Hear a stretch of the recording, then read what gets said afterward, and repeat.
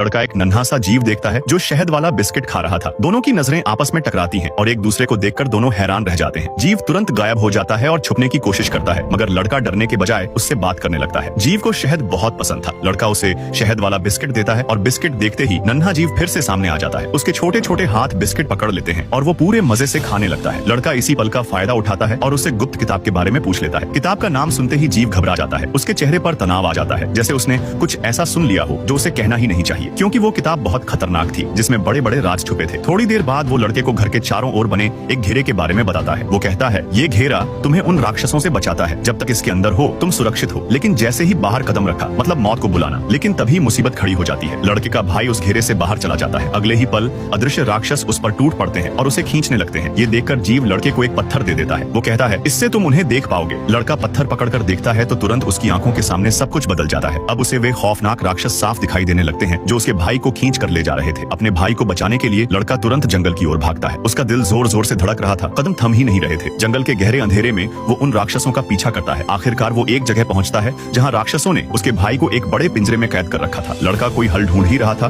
कि उसकी नजर एक और पिंजरे पर पड़ती है। उसमें भी एक जीव कैद था, मगर वो बाकियों से अलग लग रहा था। उसकी आंखों में एक अलग सी चमक थी, जैसे वो दुश्मन नहीं बल्कि किसी गहरे राज का हिस्सा हो।